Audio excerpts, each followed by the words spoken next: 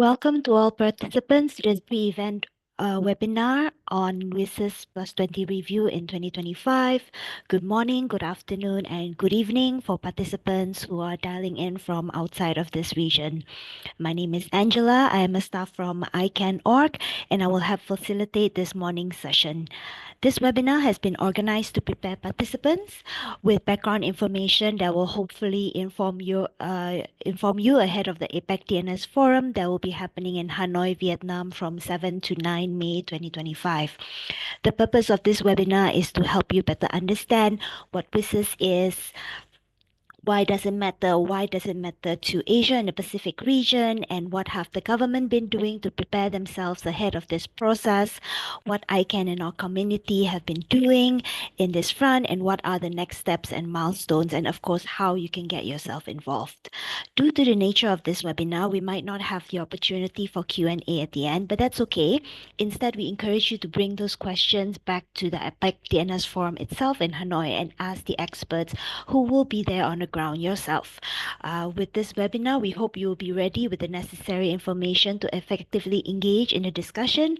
And if you're not already aware, there will be a plenary session on WSIS+20 on Friday morning. So if you have questions or you have comments you want to bring, please bring it over there. We will have a vibrant conversation there because we might not have enough time in this session. So without further ado, I will introduce the first session.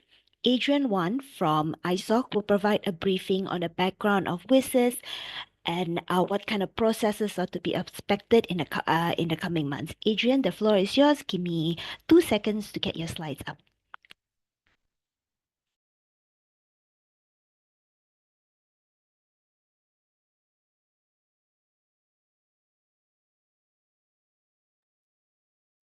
Hello, everyone.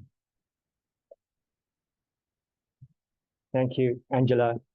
Angela, do you hear me clearly? Great, lovely. Good morning, good afternoon, good evening, everyone. My name is Adrian. I'm with the Internet Society. It's my pleasure to be with you today to share some background information and our views on the road ahead on WSIS+20. Next slide, please.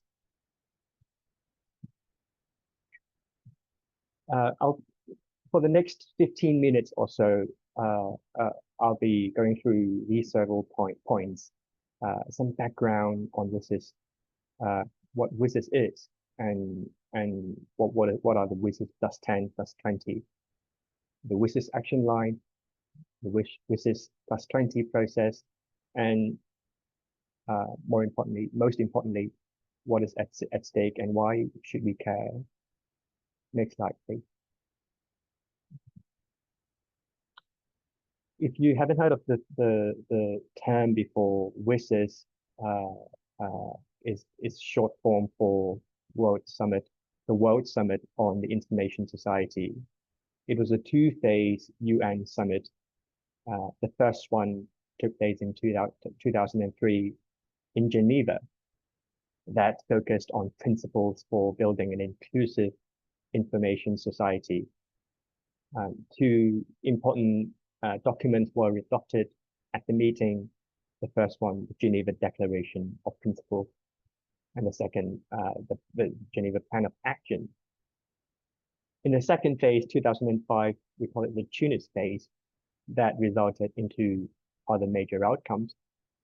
The Tunis commitment and the Tunis agenda for the information society, which emphasized financing internet governance and implementation mechanisms.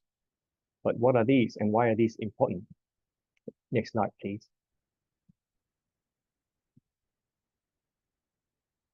In the Geneva Declaration, there is this important first sentence, and it is a quote from that document.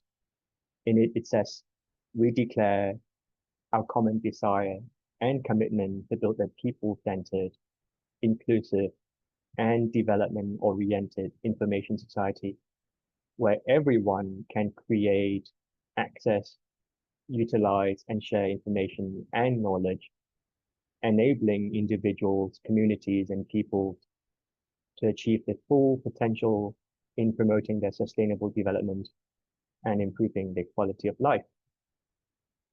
Premised on the purposes and principles of the Charter of the United Nations and respecting fully and upholding the Universal Declaration of Human Rights. So you can see the key goals are to build a people-centered, inclusive, and development-oriented information society where basically everyone has access to information and knowledge, and people can be empowered to improve their quality of life. Next slide, please. To translate those WSIS commitments into action, 11 WSIS action lines were established, and these serve as the thematic priorities for implementation. In this table, we see all the action lines and the corresponding, we call them co-facilitators, which are UN agencies responsible for keeping track of the specific action lines. From C1 to C11, they cover ICT infrastructure, the role of government and stakeholders in the promotion of ICTs for development, to capacity building, and even if you look at C10 and 11, the ethical dimensions of the information society, and C11, international and regional cooperation. Next slide, please. So we talked about 2003 and 2005. What's been happening every year since then has been that the UN Commission of Science and Technology has been coming up with some sort of report every year, draft resolution on WSIS outcomes implementation. And then that goes on to ECOSOC, the UN ECOSOC, which then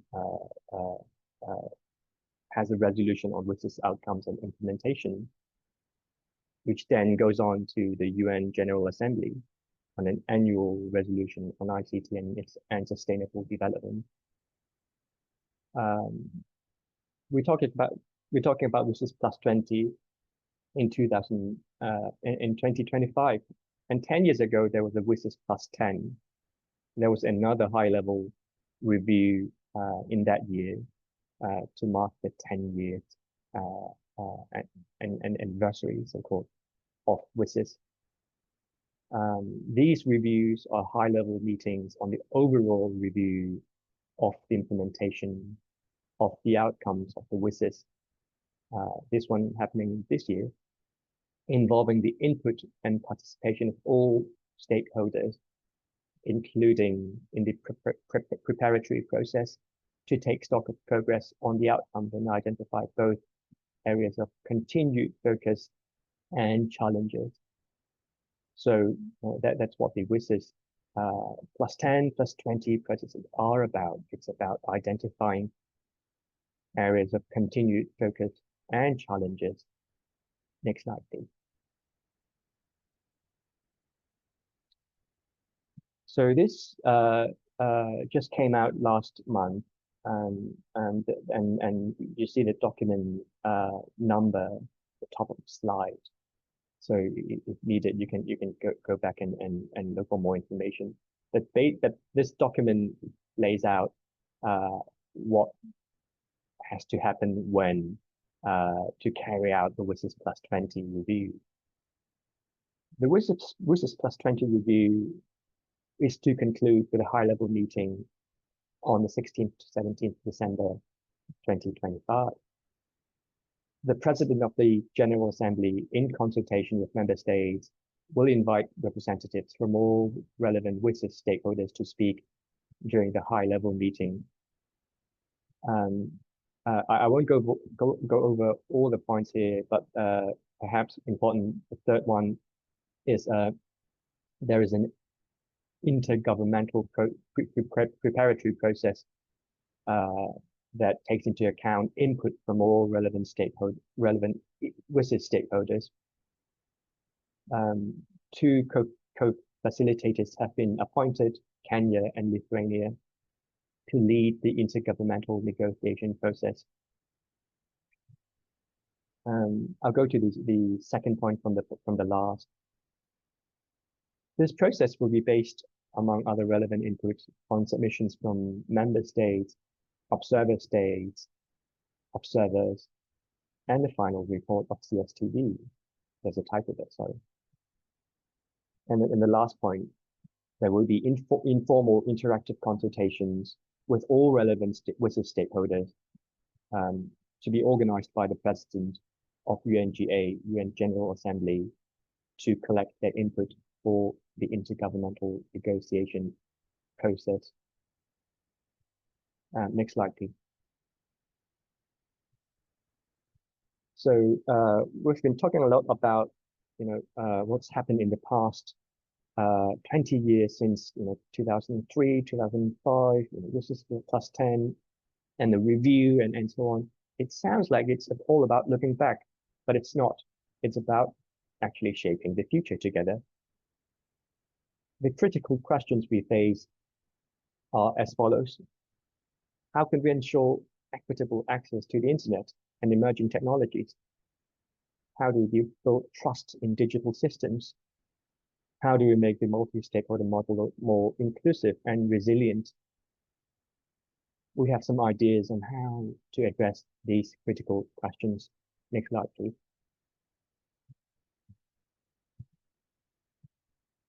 First, we think the WSIS action lines should be sharpened. The WSIS action lines have guided our progress towards an inclusive digital future over the past 20 years. But to ensure they remain relevant and actionable, we think we must sharpen their focus and align them with the GDC, the Global Digital Compact commitments. The GDC should complement what we define the WSIS framework. So in the bullet points, I include the specific recommendations that we have as the Internet Society. So when you get the slides, feel free to read more in depth into it, but I'll go to the next slide now. Another suggestion proposal is to have a true multi-stakeholder approach, which we think is fundamental to the success of both WSIS and the GDC. This is ingrained in the Internet's DNA, and that's enabled us to address evolving challenges and find resilient solutions. We think all stakeholders must have a meaningful impact on decision-making and not just token participation. We must adhere to, there's a set of guidelines called the Net Mondial +10 guidelines that sets out how we can improve stakeholder participation in multilateral process. We must also recognize and address power asymmetries among stakeholders to ensure that all voices are heard. And the importance of meetings like this, like the one we're having today, is that the technical community, with you all, with ICANN and ISOC working together, with our expertise and experience working across sectors, is indispensable in this process. And that's why it's so important for us to be part of this. Next slide, please. The last point, last suggestion we have is to evolve the IGF, the Internet Governance Forum. We think, the IGF has to be given a permanent mandate with sustainable funding, as we refine its agenda setting process to better address emerging issues and ensure focused outcomes. should also continue to evolve and strengthen its engagement with national and regional internet governance initiatives, or NRI. We have a blog post on these, and you, if you're interested, I'm happy to share that with you. Or actually, you'll find a link to that from the slide, please. Next slide, please. We have recently created what we call a WSIS+20 community group instead of working group. So that's another type of mine. Sorry about that. So this community group is a place for our members, Internet Society members, to exchange ideas, share updates, and shape our contributions. So if you're interested in joining the group, there is a link to that from the slides, or you can simply log into your member account, find community group, and you'll find the community group to join. Click to apply. Next slide, please. This brings me to my last point. Just wanted to impress upon you that the WSIS+20 process it's not all about a review. More importantly, it's about shaping the future for decades to come.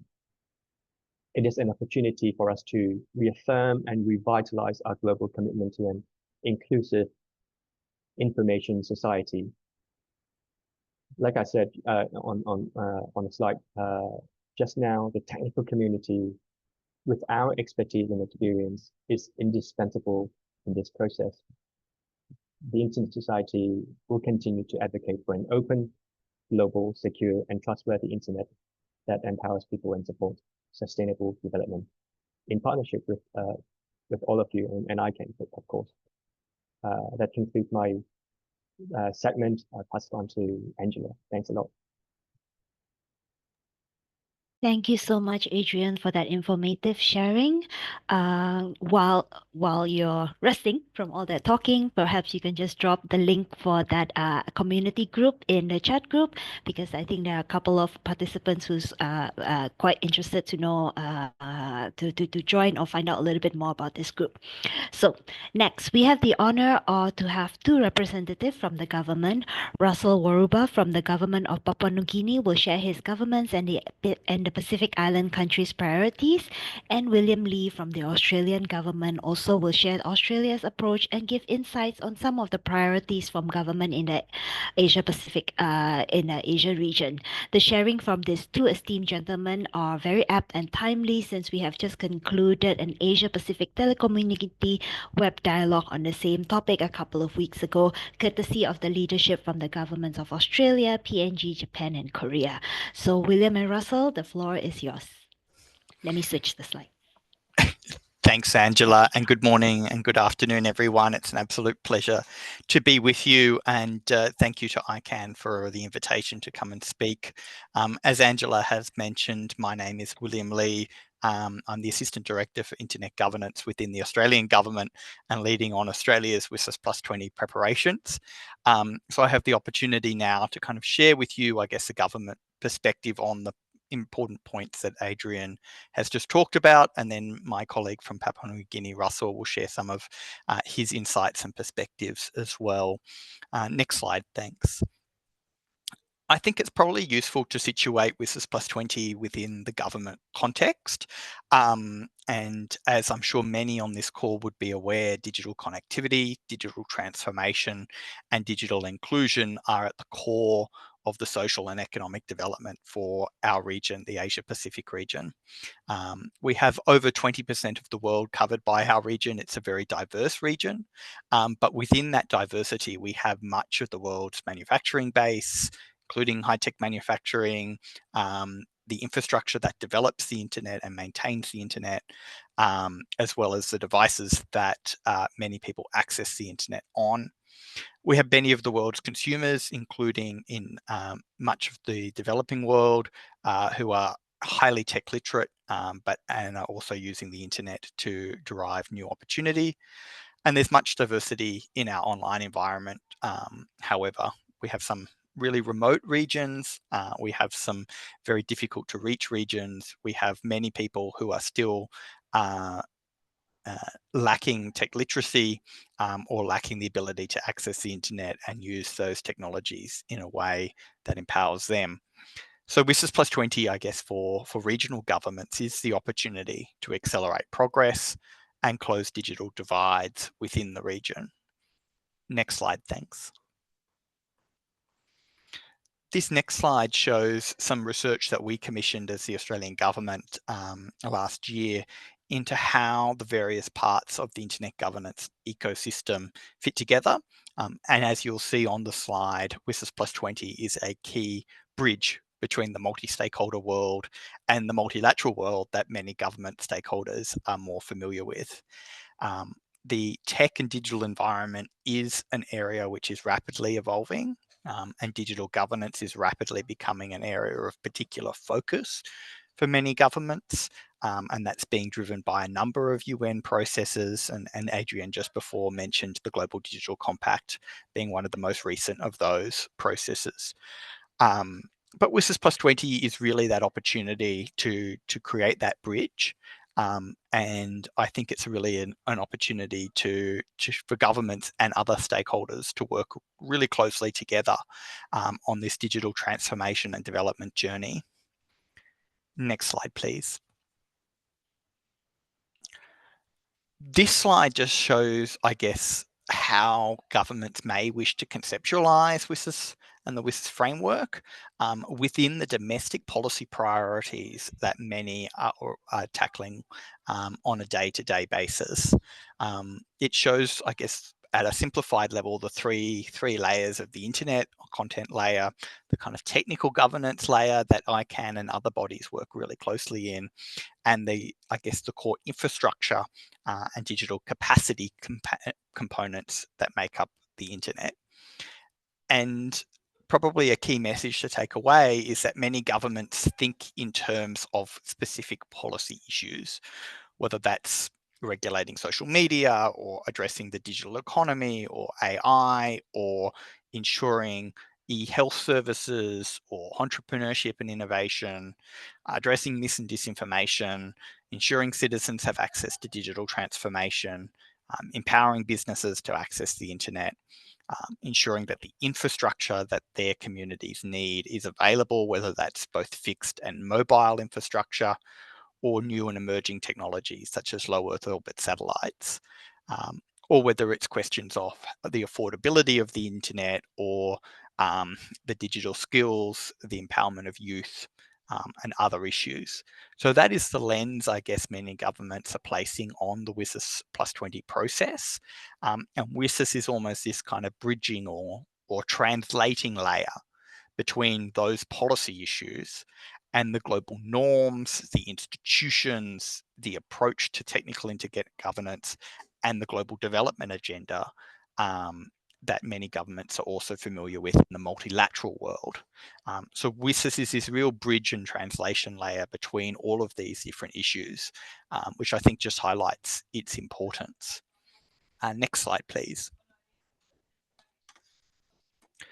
These next couple of slides, I've just drawn out a whole bunch of statistics, and I don't intend to talk through all of these graphs and charts in particular detail.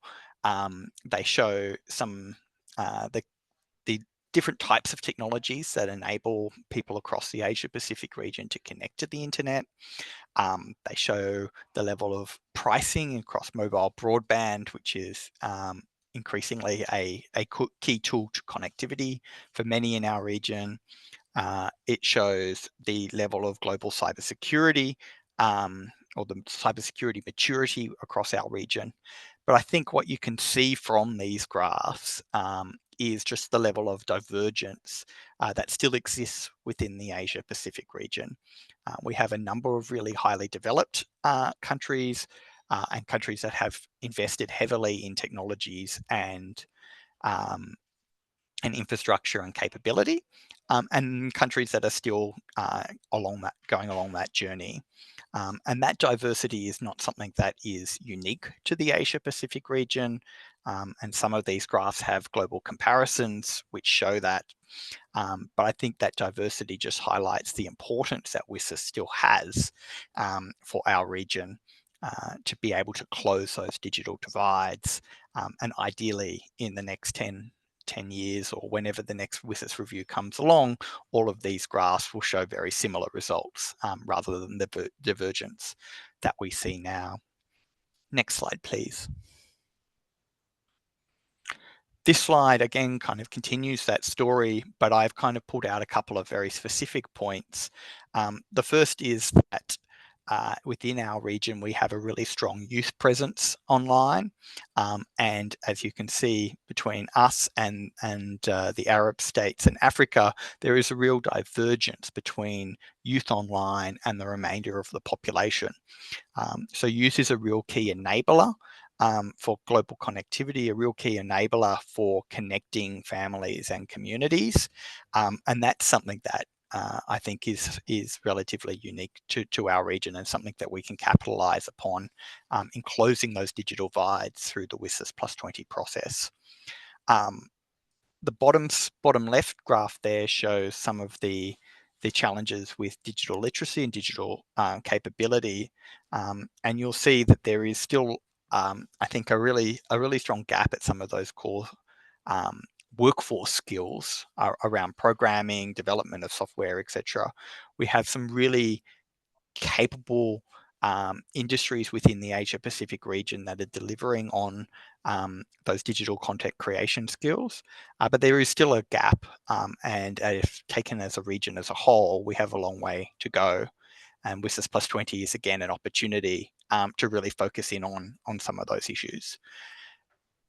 But I guess on a really positive note, which is what the graph on the right is showing, is that we are seeing really strong engagement from our region in the multilateral processes, such as the multi-stakeholder processes, such as the Internet Governance Forum, with the Asia Pacific region significantly outpacing other regions in terms of the level of engagement.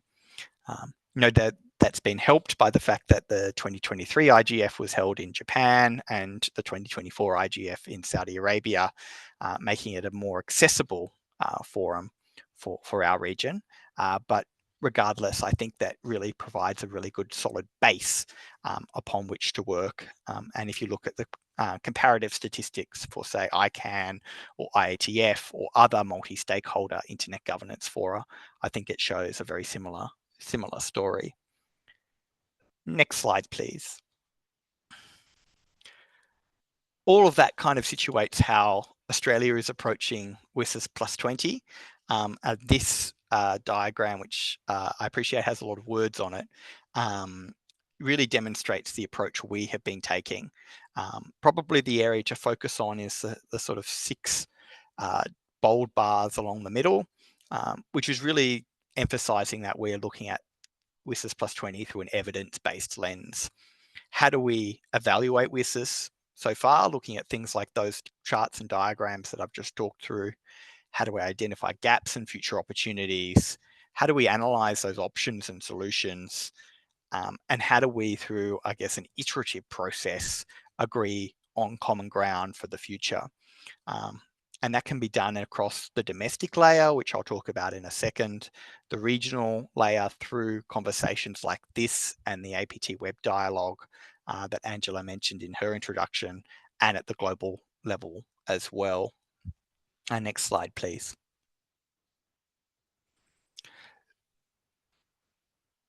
Our approach domestically is being undertaken in a multi-stakeholder manner. We are bringing together perspectives from government, our private sector, technical community, civil society, and academia. And the diagram on the right just shows how all of those conversations are fitting together to derive an Australian government position.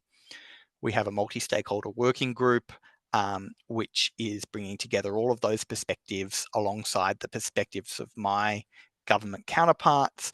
We have a mailing list for those that wish to follow Australia's preparations, and we have a public consultation portal, which is allowing members of the public in Australia to contribute their perspectives. And all of that is going into the melting pot.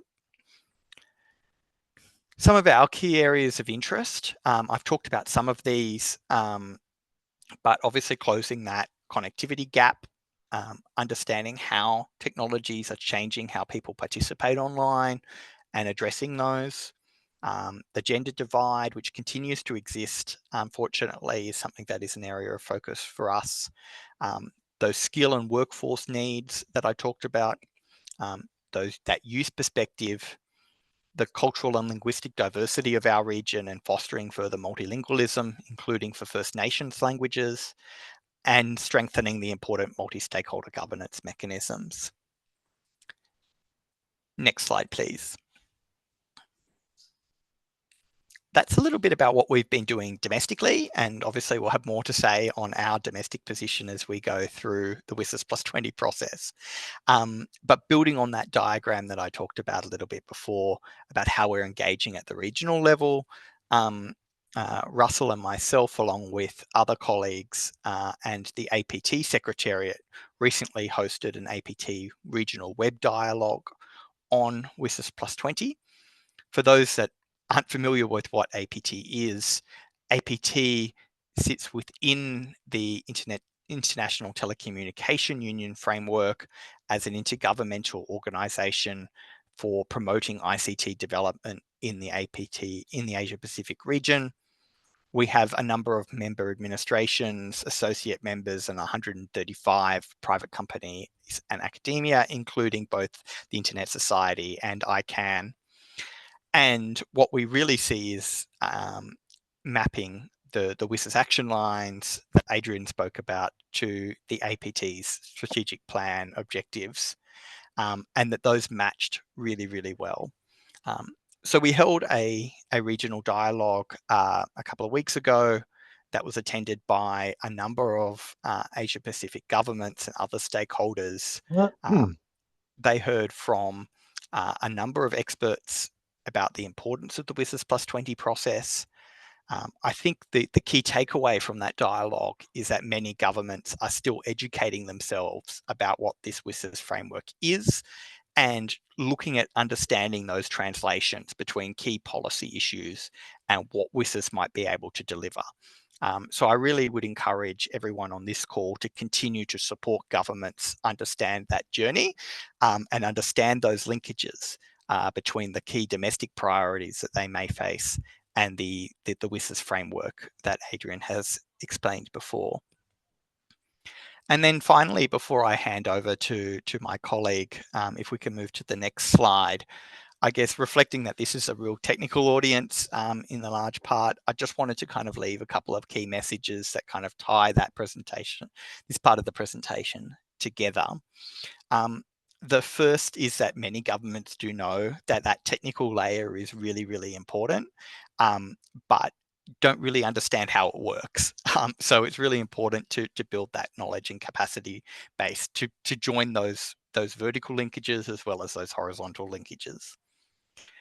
Secondly, WSIS+20 is that opportunity to create the new normative environment for the internet, but there are multiple paths ahead, and kind of what's happened in the past is not going to necessarily mean what happens for the future. Standards, technical advice, the role of various different institutions is not something that is set in stone and does not live in isolation to those broader policy questions, and being able to help governments navigate those linkages will really assist in the WSIS+20 process. The value of expertise, I think, is something that governments recognise, and that's what we've been hearing from across the region, but being able to harness that is really proving something that governments aren't used to doing. So the more that institutions and yourselves, people on this call, can assist governments with those interactions, the better. And unfortunately, while the technical community is really good at engaging with governments, many governments don't speak the same language. So it's important to put it in terms that governments can understand. I might pause there and hand over to my colleague Russell for some remarks now about what's going on in the Pacific region and his reflections on the process so far. Russell, over to you. Thanks, Will, and thanks, Angela, and good day, good morning to everyone. Bring you greetings from Papua New Guinea. Just want to acknowledge the good work that has been done by my esteemed colleagues from Australia, Will and Ian, for initiating this conversation and allowing us to take the WSIS+20 conversation, the context in which we are in the Pacific, and then share it with the Pacific and the region as well. So I wanted to thank APT, Jong Bong and the team as well for allowing us to do that in our last meeting. Just want to thank Will once again for much of the heavy lifting in this. I think for us in the Pacific, much of our work has been done. The multilateral aspect of work has been quite strong, even though we had a Pacific ICT ministers group that was discussing these issues. We didn't progress much for various reasons. So it was sort of resurrected about 2 years ago when our minister for the PNG Minister for ICT Communication went over to the ITU plenipotentiary in Romania and came back and said, you know, there's a lot of work we are doing. There's a lot of areas, but together as a region, as a Pacific, we can achieve a lot more. So pulled together everyone, and we hosted an event here in Port Moresby, and we call it the Pacific ICT Ministers Dialogue. We had the senior officials meet, and you know, Will highlighted the issue of having the technical community communicating well with government and trying to get everyone as a multi-stakeholder model to work. So thanks to Save, we managed to convince our minister to attend the Asia Pacific IGF in Singapore. And that sort of put a lot of things into motion. And I just want to acknowledge the good work ICANN is doing in the region, because governments want to engage, governments want to be seen to be in control, but at the same time, governments need to fit in the multi-stakeholder approach so that we know where we fit in. And I think, you know, the Australian government has been very progressive in this within the region, and we've seen their approach. And, you know, smaller economies who are sort of trying to get into this space are trying to see where we can actually leverage, where we can define on our own, where we need to work with our development partners in the region and avoid duplicity, work where we need to work together, get more traction. So that's where this idea of having a declaration came into place. And all the governments were represented by their ministers, and their delegation signed what we called a Lakatoi Declaration. Now, the Lakatoi is a symbol of the, it's the local vernacular for the boats, the traditional trade boats that traverse the Pacific. So we came up with this idea that, hey, we can all work together to drive ICT and digital within the Pacific. So, you know, we just want to acknowledge all the good work that everyone has done. The Pacific has very unique challenges, especially in our maturity on all things digital. And we want to thank, you know, APNIC and the work that he has been doing in the region, ICANN, folks like Save. Of course, APNIC, the ICP2 is going through, which we are going to be putting in our input. The Pacific IGF has already, the Pacific Internet Society. These are the various multi-stakeholder aspects of the internet, and, you know, the WSIS+. So trying to put everyone to bring in their mandate, bringing their sphere of influence, and then aligning the Lakatoi Declaration, those those specific areas, pillars, to the WSIS action line. So that has been part of the work we've been doing, and I commend the Australian government for taking the lead. We made sure when we went to ICANN, we nominated one of our own into the to be vice chair on the GAC, so that we can really push some of our agenda in the region, so that we get traction in when we are coming to the WSIS+20 action items. So we've sort of done this high level translation. If you look on your right, you will see there's the Laboratory Declaration areas of interest that the Pacific is concerned about, with our challenges and the opportunities we see. And we've sort of mapped them over to the WSIS action line, so that we can communicate that to our ministers, to our officials. And then we have had the declaration signed at the last Pacific Island Forum leaders meeting last year. So that was a very big progress for us. So now we are working through getting action items, action plan being derived from this. So that's our work we need to do. That is due in July, when the ministers meet again, and then we will select the next chairmanship, the next plan into operationalizing now how the Laboratory Declaration coming into actual programs and key result areas and KPIs that each of the countries have and their interests are in. We've got big challenges like climate change, digital infrastructure investment within the region, submarine cables. All these things are very key for us. So if you look at like digital transformation, many of the countries are trying to develop digital ID. Just last 2 weeks ago, we had the Australian government, through the Pacific Banking Guarantee, was able to get the Pacific Island nations to come to Sydney and then discuss how digital ID could be rolled out.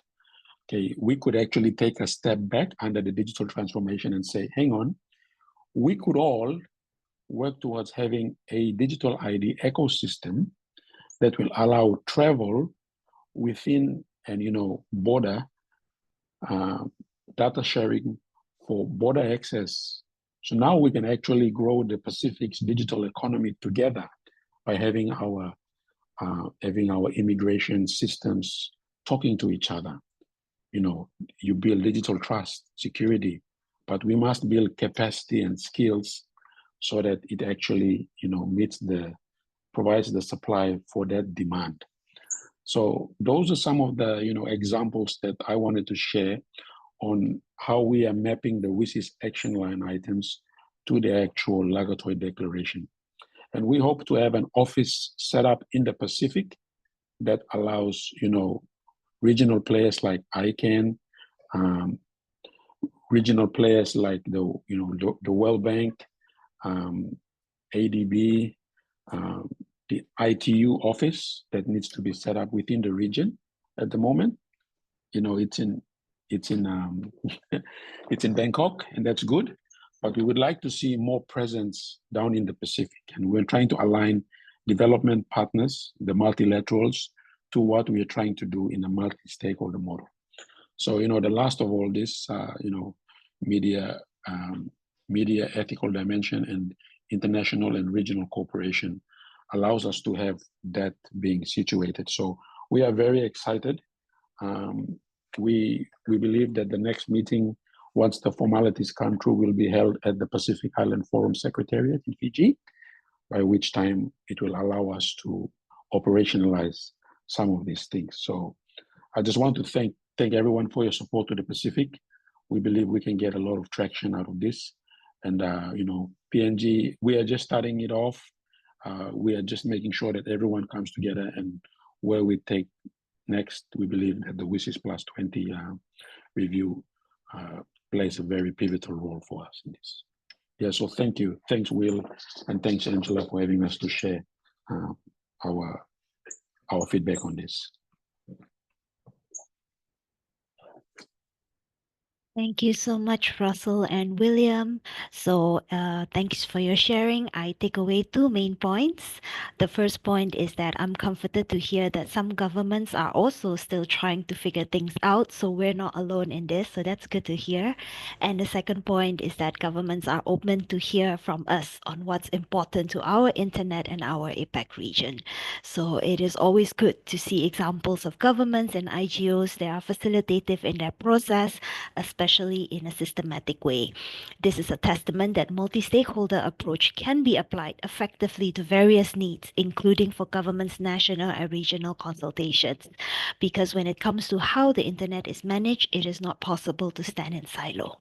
So next, I have my colleague, Becky McGilly, who will share with you ICANN's priorities leading up to WSIS+20 and how we plan to engage in a few important events and milestones that have been recognized in the WSIS+20 modalities document. Becky, the floor is yours. I know you don't have any slides, so I will just remove the slides on screen. Thank you. Becky, over to you. Thanks, Angela. Thanks for having me here today. And very interesting, Russell, William, Adrian, to hear your perspectives and all the work that's being done. We work really closely with our Asia-Pacific partners and community members, and we are so very impressed with the work being done in the region to raise awareness of the WSIS+20 review process and advocating for the multi-stakeholder model of internet governance. So it is great to work together to support an inclusive, people-centered information society as envisioned 20 years ago at WSIS, and we hope our continued work here today enables its future endurance.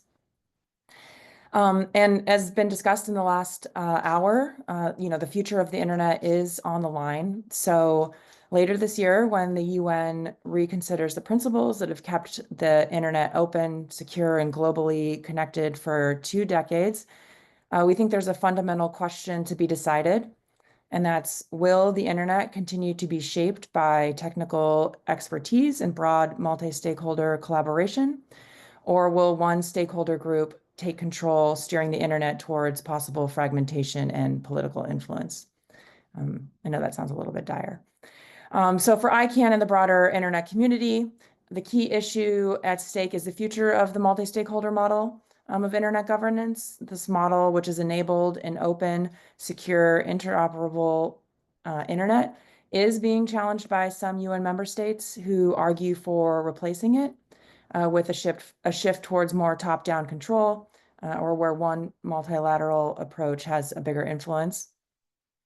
And so if these proposals gain traction in negotiations, decisions about the technical functioning of the internet's operation could become increasingly driven by one body. It could be the UN, for example, driven by political agendas, rather than by the valid interests of all stakeholders, which includes, of course, businesses, governments, civil society, technical community, academia, but all guided by technical expertise and broad stakeholder consensus.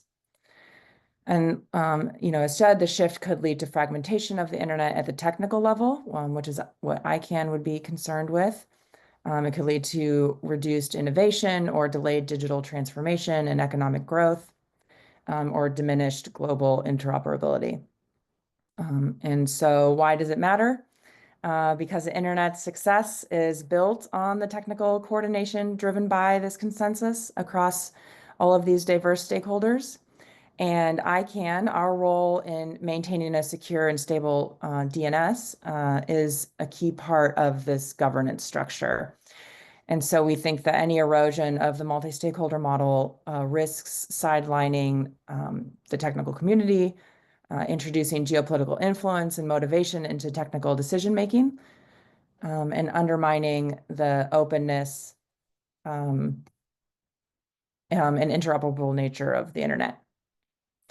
So the WSIS+20 review process, or review, is a moment of decision, and we've all been preparing for months now, so that if the MSM, or the multi-stakeholder model, is replaced with another model where one party has top-down power to push for increased control over internet resources and lead to fragmentation, where the different national or regional policies could create barriers that affect seamless operation of the global internet. So as such, we have 3 main goals for WSIS+20. Our first goal is, of course, preservation of the multi-stakeholder model of internet governance. We know that it's the foundation for an open, global, secure, and interoperable internet. And if it's replaced by another process where relevant voices of stakeholders are minimized or replaced, the internet's technical underpinning could be fragmented, as we've said. The second goal we have is recognition or continued recognition of the unique role of the technical community in internet governance.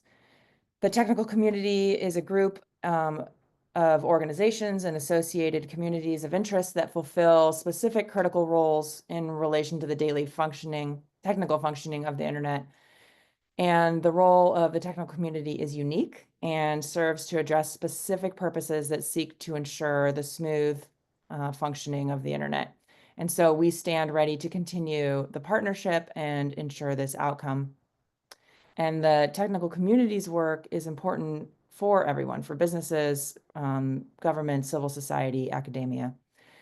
And with this, partnerships with the relevant groups to inform their discussions is an element of the technical community's work as well. And our third goal is to extend the mandate for the Internet Governance Forum, which is the primary multi-stakeholder platform within the UN system, tasked with the specific mandate that includes discussion on internet policy related issues. It's a central hub for stakeholders, including governments, to participate on equal footing and exchange information and best practices to support the internet's development.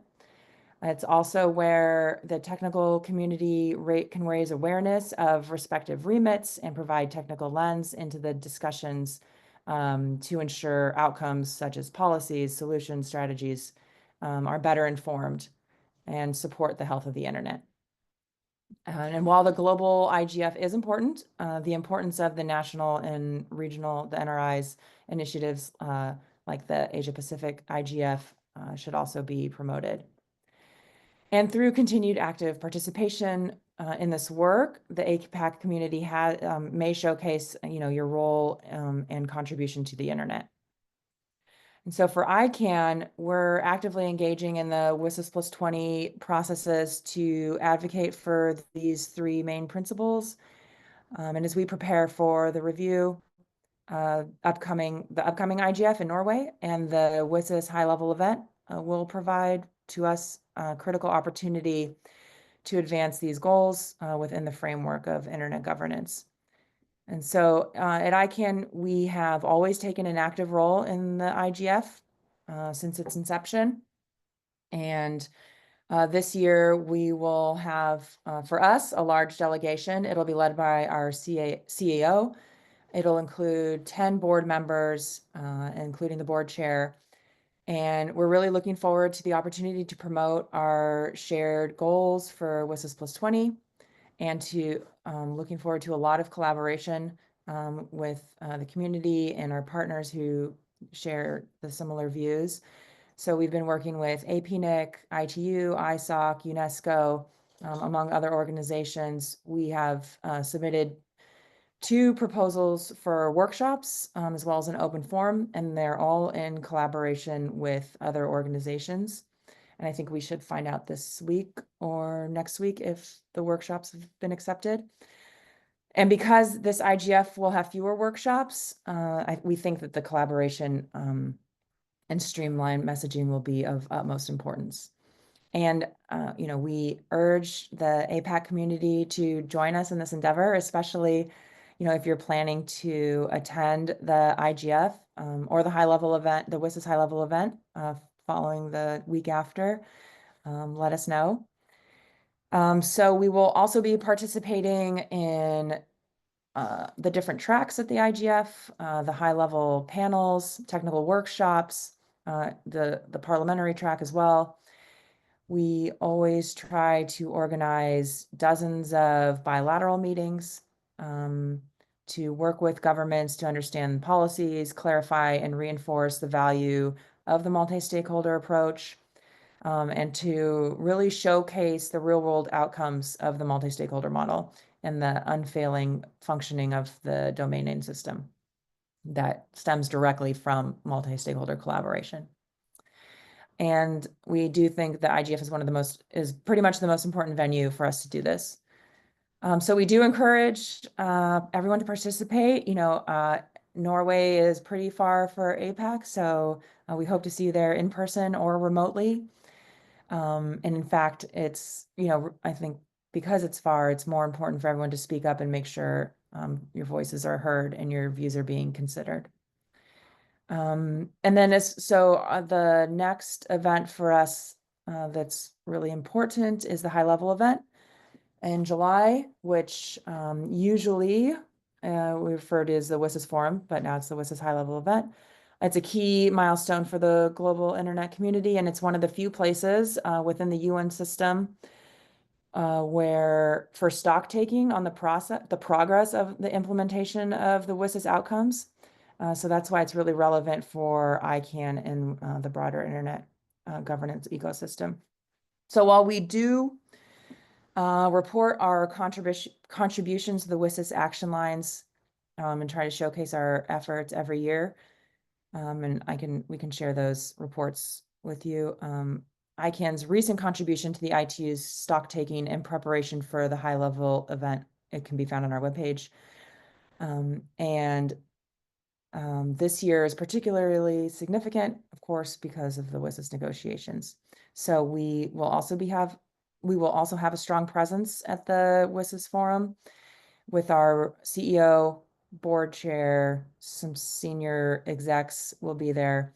Our CEO will be speaking at a high-level panel. We're organizing our own ICANN session, and we're already scheduling numerous bilateral meetings with governments and aiming to connect directly with ministers and heads of regulatory authorities.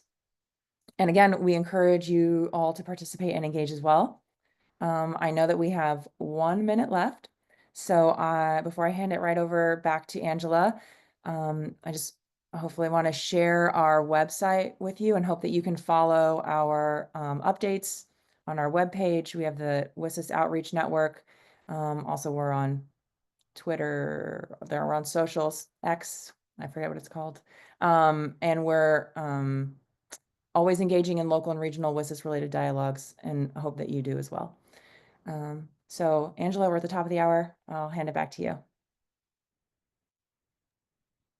Thank you so much, Becky, and thank you for speaking all the way from our HQ in LA. I'm sure participants in this region will appreciate the opportunity to hear from ICANN colleagues who they might not get the opportunity to frequently engage. So as Becky mentioned, we do, similar to ISOC, ICANN endeavor to provide interested stakeholders with the necessary information. So similar to ISOC, we also have a network that endeavor to be resources of information. It's called the WSIS+20 Outreach Network, and Becky has provided the input there, the link there. Please check it out. Members in this group essentially get information and updates whenever there are new developments going, and then you can hear from other experts beyond just ICANN on what's going on out there. So it's more of a peer learning. So we know it is difficult with limited resources to follow this discussion. So this is one information. Yes, and I also like to point out in the chat group there's some discussion going on. This is how we collaborate with each other to provide information that when I don't have the information, maybe colleagues from Australia or APNIC can help. So, and just like that, we have reached the top of the hour. Thank you so much to our esteemed speaker. We have gathered information, important information that will hopefully give you, the participants, with necessary knowledge to engage meaningfully around this topic at the APAC DNS Forum in the second week of May in Hanoi, Vietnam. Some key points that I think participants can bring home. WSIS is much bigger than just internet governance. As such, the impact will be wide and global. The APAC region cannot just sit and wait. We must take part. Priorities, concerns, and challenges from various governments vary. This is to be expected since APAC is such a unique region. Hence, it is even more important that decision makers at the UN hear about this so that your needs to be considered. Many governments welcome the opportunity to engage with interested stakeholders. How they do so may differ from one another, so reach out to your contact. Find out what your respective governments are doing in preparation of WSIS+20 and how they'd like to be engaged. If you don't know who to reach out to, ask around with your industry contacts, check with ICANN. We may not know everything, but we do know whatever we know, we can share with you. ICANN and the technical community are not sitting idly by. We are getting involved in platforms and events where governments exist. It is important to let them know what we do, how we contribute, and what our mission is. And I think there is an underlying message of the importance for this region to get involved, contribute your views where you can, and keep yourself informed. And with that, I will close this webinar. Apologies that we run over by a few minutes. I apologize again that we cannot accommodate Q&A at this point, but I do encourage for you to keep those questions and attend the plenary session on 9 May, Friday morning, to get involved in the discussions of this topic. Raise your questions, give your comments, express your interest to get involved. Thank you and have a great rest of your days. Thank you again, speakers. Bye-bye.